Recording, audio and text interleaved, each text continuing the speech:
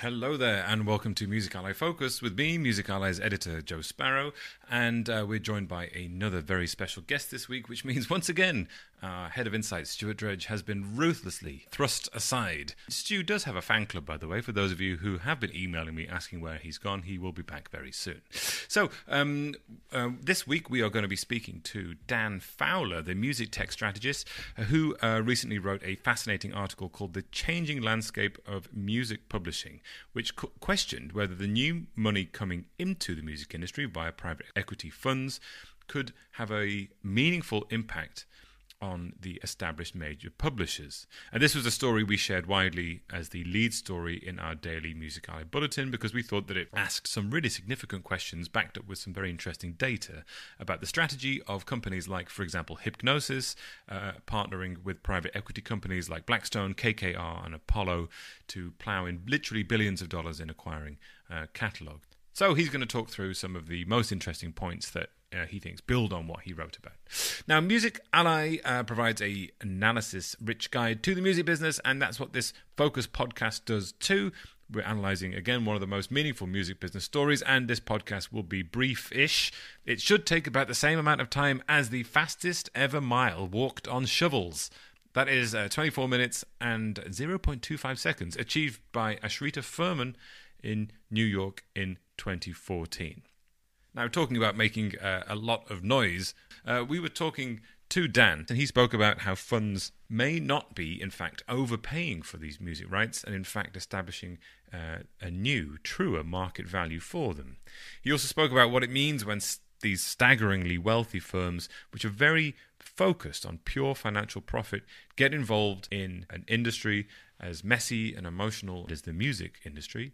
And he also explained in some interesting depth what the possibly worrying impact will be if catalogue music gets extremely highly valued, the consequential effects on investment into new music and musicians who are emerging. It's a really good interview and, plenty to dig into. So let's cut over to Dan and see what he has to say.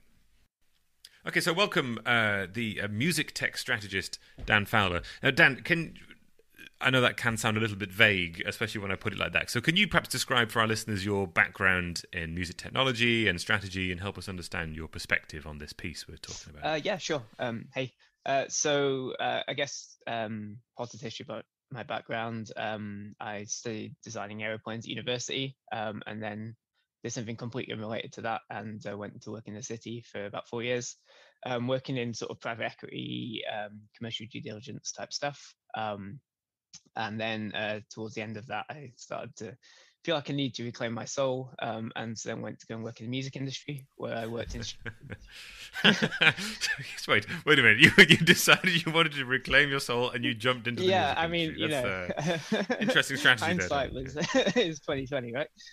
But so I went to go work for POS Music, and then sort of did strategy there for a couple of years. Sort of specializing a bit more in technology side of things. Then went to go and work for a startup for a couple of years that was looking at using blockchain to build a decentralized rights network. And then I sort of jumped back into the industry again and went to work for ICE Services, where I was really focusing on some of the challenges that we face as a startup, trying to work with the industry. So things like accessibility of data, accessibility of rights, that kind of thing. And then in about June, I left ICE, and now I am kind of taking a little bit of a sort of intellectual sabbatical, I guess, and just reading, writing, trying to sort of like answer the questions that have been building up in the back of my head over the past sort of few years. We'll have to save the conversation for how you went from designing airplanes to working in the music industry another time. But what I wanted to talk about was you wrote a piece which sort of looked into the future of music publishing. And recently on Music Ally, we've covered that phenomenon quite a lot, which is a lot of new money coming into the music industry, often from private equity, and a lot of it is being used to buy catalogue at over what would normally be the market rates with the intention of making more money from it because of new technology or something. And the link to it is below this podcast, and I strongly recommend you read it.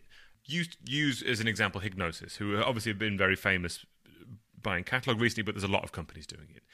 And you sort of suggested that as an overarching topic that a company like Hipgnosis, powered by money from investment companies, could buy up enough music rights to sort of wobble the current publisher hierarchy and structure.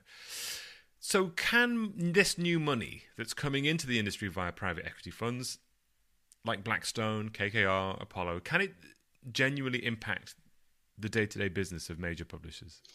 Yeah, so I think in the piece I kind of I tried to be clear in saying that I was looking at it purely from a value perspective. I think obviously within publishing there's other aspects as well, things like the right to administer and services and things like that that they perform.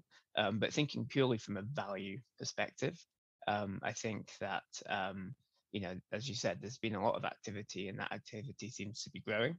And yeah, I mean, like if you look at the numbers, like um, these what do you call them? These vehicles that are being established for rights currently aren't that big in sort of like the grand scheme of things, but they are growing, and it's not inconceivable to think that they will become challenging in terms of market share to the sort of the major side of the industry.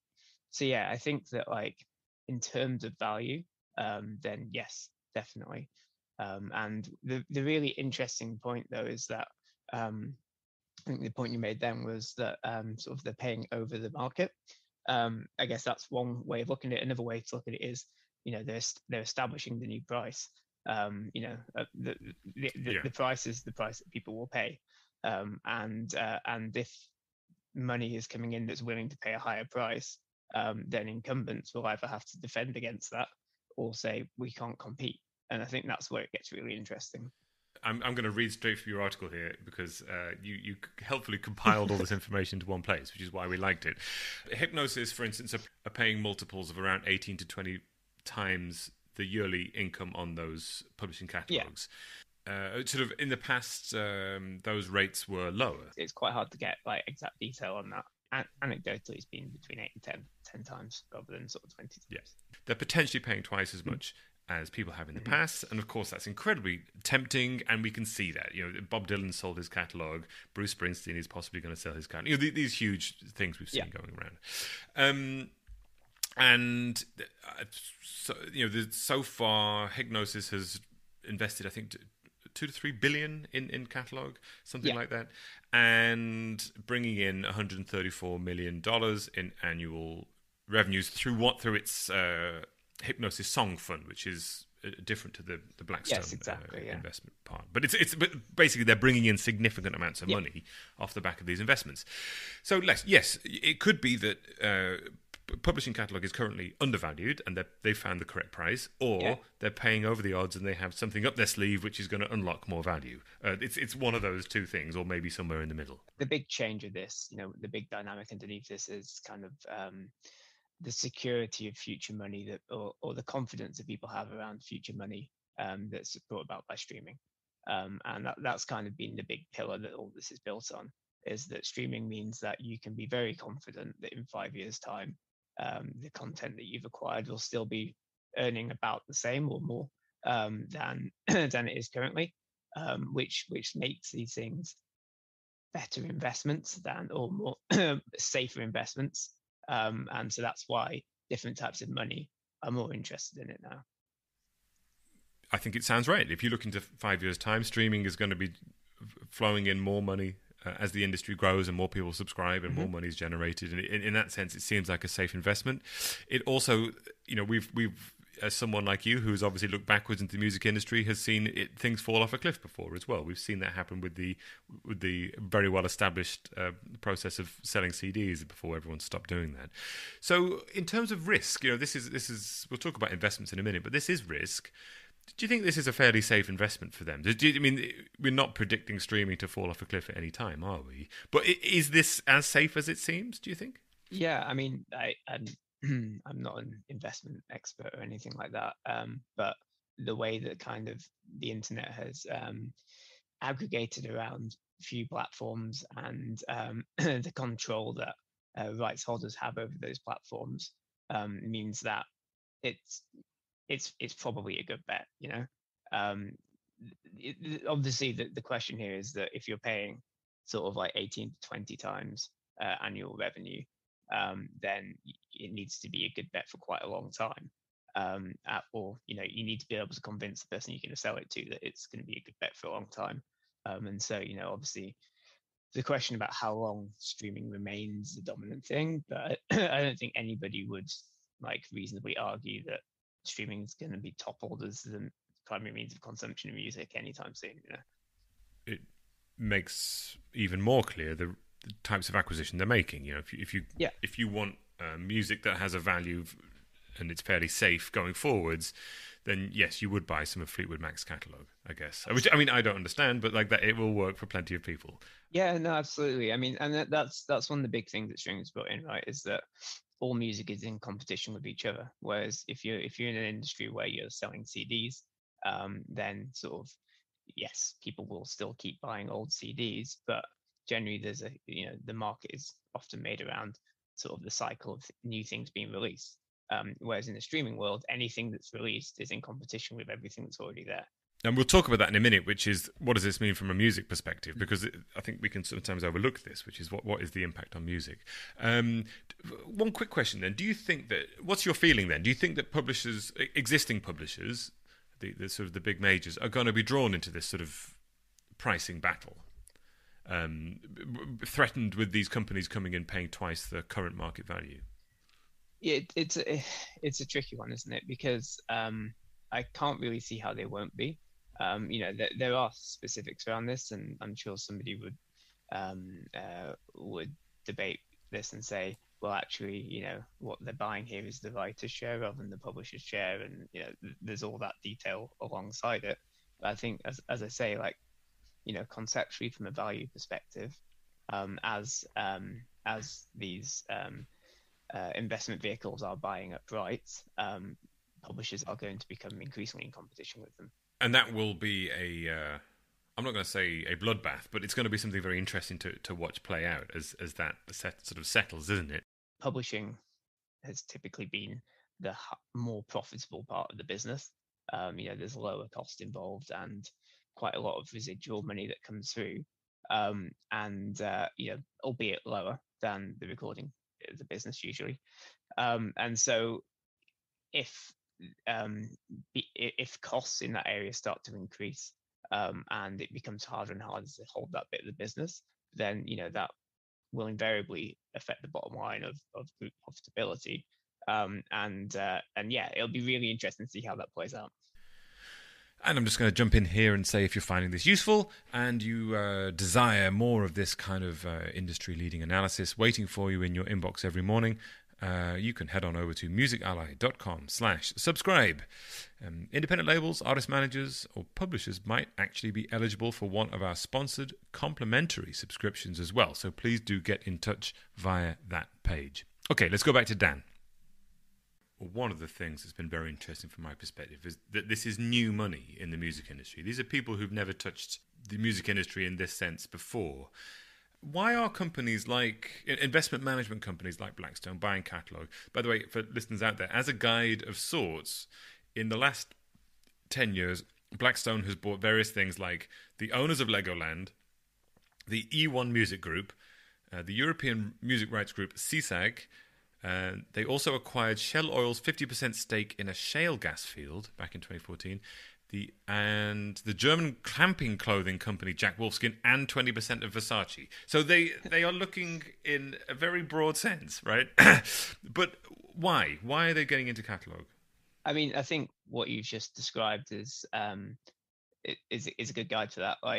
They clearly have a very diversified strategy in their investments. I mean, they're a massive, massive company.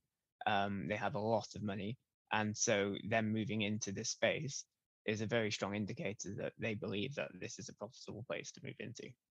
I think it's traditionally music, external money has often come in and wanted to sort of play as part of it. I think music has a certain allure to it in terms of sort of cultural significance, and I think that's often played a part. But when you have sort of big private equity companies coming in, I think the sort of like cultural side of it is possibly less as much of a driver as pure finance. Yes, I was going to say that those investments, and if you look at across their entire portfolio and what they do, I'm not saying that they are emotionless, but it's completely driven by potential of profitability, isn't it? And it's a capitalist business, yeah. Yeah, and that is a sort of not alien to the music business, but it does feel it feels like an external sort of weaponized force coming in and going, oh yeah, we can make profit happen here. It's more serious money is another way of looking at yes. it, and and the implications of that obviously are that some of the processes and things that have existed in music for years that hasn't always made total sense, but the boat hasn't been rocked too much. One way of reading this would be that once this money comes in, it will be looking to squeeze down on the stuff that doesn't make complete financial sense as hard as possible. Right, and again, which I think is pointing us towards how music is affected, which we'll touch on in a sec. Now, in that wider picture then, we're in a time, if we're talking about pure finance, we're in a time of low interest rates. And these alternative investments appear attractive to investors. They're flush with money. They have the means to step in and make big investments and make change happen. And they've spotted this opportunity and they've stepped in hard. What happens if interest rates rise? Will it dry up? I guess was kind of what you. Yeah. Will it change what's happening at the moment? Yeah, and I'd say that this isn't totally my area of expertise, but I think that kind of what we're seeing right now is, as you say, and it's not just in music; it's across most of the investment space. There's a lot of money being spent in investment at the moment because of the sort of like the macroeconomic situation, and so that's probably why we're seeing a lot of this activity right now. Going forward, will it continue? Maybe not. But if positions can be established at this point, then that could already do enough, be impactful enough to drive actual change. I think one of the other things one of the important notes here is that obviously we're in the music industry. This is our world, but it's always important to understand sort of how small the music industry is in sort of value terms compared to other industries. And so whereas like the money that's been brought in by these investment vehicles feels very large to the music industry, it's pretty small compared to other industries. We had a guest on the podcast recently, Chris Howard from The Rattle in London, and he pointed out that the recorded music industry is worth less than Starbucks, which is is sobering, in that sense. So we haven't spoken too much about music, but let's do that now, because what we're seeing here is you've described this in sort of cold investment terms quite well, which is they're looking for safe investments that will rise in coming years. That we're in a safe environment in that sense because streaming is only going to continue to grow, at least in the immediate future. And what it means is they're looking for music. Well, it boils down to songs that people are going to play a lot for a long period of time, hence Bob Dylan's catalogue being sold.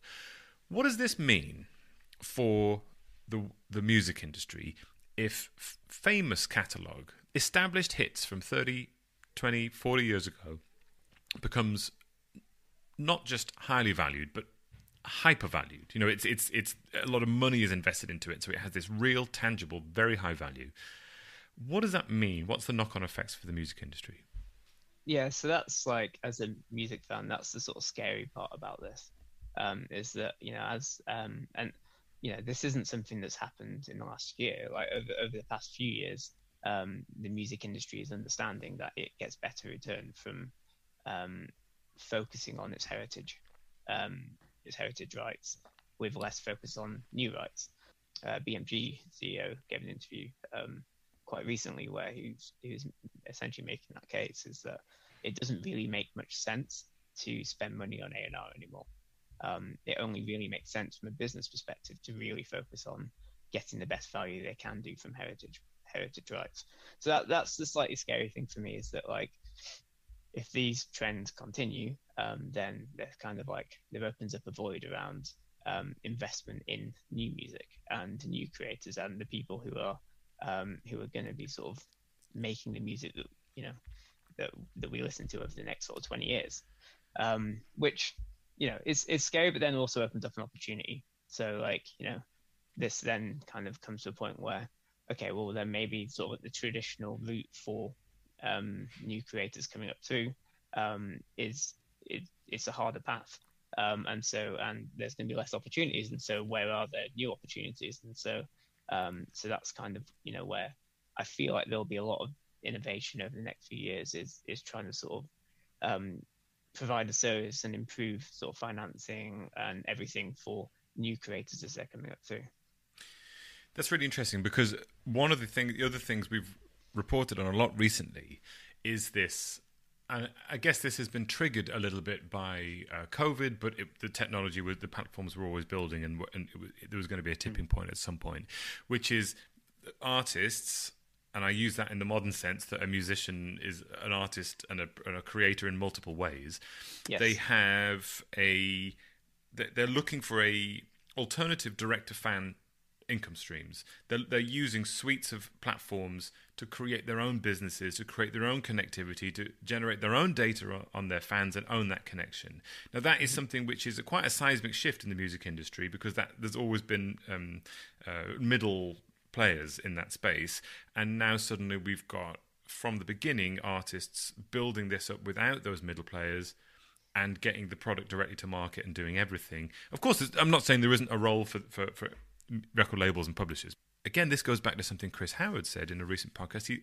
He said that he thought that perhaps record labels, or the big ones at least, are going to become, the recording industry is going to be a bit like the fine wine industry. Do you think that there's some sort of parallel there, that the big players in the music industry might end up dealing with songs in that sense, which is maximizing their profit on those wine bottles, from the vintage years, and then actually the A&R area, the artist development, the new market is coming up in a sort of a separate way?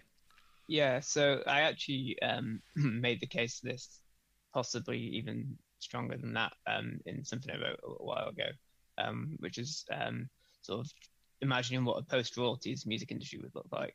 The point there was that as the royalty structure has been built and exists, whereby a certain amount of value and is sort of ring fenced against heritage acts.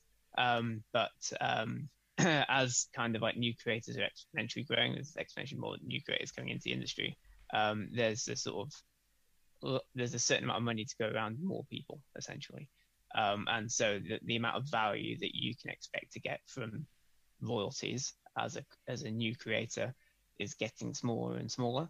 I mean, there's been a lot written about how many streams you have to get to become a quote professional musician from Spotify, and that's only going to get harder and harder. So I think that it's interesting to see how this goes, and I think that the whole sort of creator economy type piece, and for those sort of following the Web3 space, the ideas that are kind of evolving there, I think all work in that way. I didn't go as far to this point in that piece, but a lot of the thinking I'm doing at the moment is around how could this play out, and how could essentially a crypto music industry fit around this, something that could sit parallel essentially to other music industries that exist. I don't think that in any short term that crypto is going to eat the music industries, but I do think that it will stand up alongside them. And that will be a conversation for another time. I want to get you back on to talk about the crypto music industry, because we could do another equally long podcast on that. Yes. But I think this is a really interesting point, this idea that we could end up with two parallel worlds. One which is based around catalogue, if you like, the national galleries, the art galleries, where they have incredibly famous, expensive paintings in them, but a limited number. And then we have with money being generated one way, and then we have a parallel industry which is with money generated and shared in a completely new way, separate to the old system, that flourishes in a completely different way. That's a 100%. And I think, it's an interesting thought, right? And like bringing it into sort of social media terms, you've got Facebook that exists and you've got TikTok that exists. They have different markets, you have different people that operate within them. They're similar sort of setups and they're working towards similar aims, but they they work in different ways for different types of people. I think, within music streaming, we've kind of got used to the way that streaming works. But I would argue that it's getting to a breaking point where new musicians are coming into it, and it's not really serving them in the way, or they're not getting the value out of it in terms of financial value. And I think sort of like there are other values that they get from it, i.e. kind of, their music gets shared. Although obviously, as it becomes an increasingly competitive marketplace, then I think you could also make the argument that that value is being diminished as well. So yeah, I think it's a super interesting area of thinking. Yeah, and I think, Dan, we're going to get you back on to talk about this again, and possibly I'm going to twist your arm to write something on Music Ally as well. But this is also reflected, I'm looking at your piece again, this is reflected in the investment strategy of Hipgnosis, where only 2.5% of their portfolio is under 3 years old. 60% of it exactly. is over 10 years old. And I think we're facing a future where we hear Ice Ice Baby and We Will Rock You ad nauseum. Yeah, I mean, I think there's a certain amount that somebody who has rights can drive consumption, i.e. through like sync placement and stuff. But then also, market will decide what it wants to listen to as well, to a certain extent. Yeah, as ever, one of the most radical things you can do as a music fan is discover new music and listen to it. And and there's an extra sort of rationale behind it now, in that it will change investment strategies if you do that as well. The kids love financialization. It's all over TikTok. Yeah. It's programmable money. It's the future. On that note, Dan, it's been great to have you on. Where can people find you if they want to get in touch with you? So there's a link to the piece I've written. I'm going to be dropping bits and bobs in there as I sort of think about them and write them. I'm also on Twitter at Dan_DJFND. They'll be able to find you. Yeah. Okay. Dan Fowler, thanks very much. Thanks a lot. So there it is. Big thanks again to Dan Fowler for taking the time to explain that sort of sort of both macro and micro view of the whole system. And rest assured that we will get Dan back on the podcast to talk about more things like this in the future. If you found it useful, please share it on with someone and let them be enlightened by what was just discussed as well. And if you found anything controversial or have something else to say counter to that, and you want to vent your spleen or let me know what you think, please do email me. That's joe@musically.com, joe@musically.com. We also have, finally, a free weekly email, The Knowledge, which rounds up a soupçon of the best analysis, news, marketing insight and skills from Music Ally. The link is below. Sign up, impress your friends, and become instantly more attractive. So that's it from me, Joe Sparrow, editor of Music Ally. Looking forward to having you return to the show soon. Farewell.